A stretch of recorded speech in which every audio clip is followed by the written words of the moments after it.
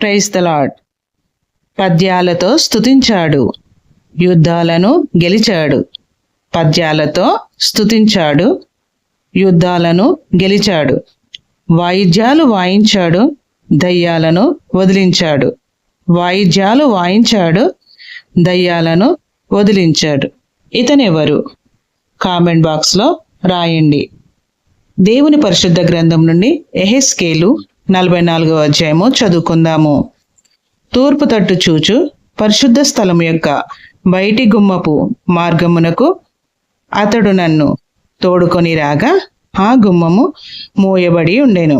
అంతట యెహోవా నాతో ఈ మాట సెలవిచ్చెను.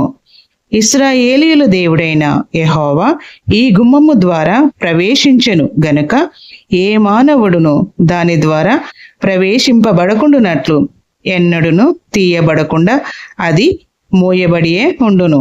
అధిపతి యగువాడు తన ఆధిపత్యమును బట్టి యెహోవా సన్నిధిని ఆహారము భుజించినప్పుడు అతడచట కూర్చుండును.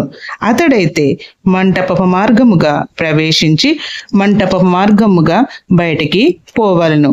అతడు ఉత్తరపు గుమ్మము మార్గముగా మందిరము ఎదుటికి నన్ను తోడుకొని వచ్చెను. అంతలో యెహోవా తేజో మహిమతో యెహోవా మందిరము నిండి ఇండుట చూచి నేను సాగిలపడగా యెహోవా నాకు సెలవిచ్చినదేమనగా, నరపుత్రుడా, యెహోవా మందిరమును గూర్చిన కట్టడలన్నిటినీ విధులన్నిటినీ నేను నీకు తెలియజేయుచున్నాను.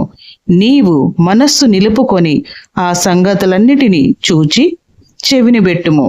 మరియు పరిశుద్ధ స్థలములో నుండి పోవు మార్గములన్నిటి ద్వారా మందిరము లోపలికి వచ్చుటను గూర్చి యోచించుము.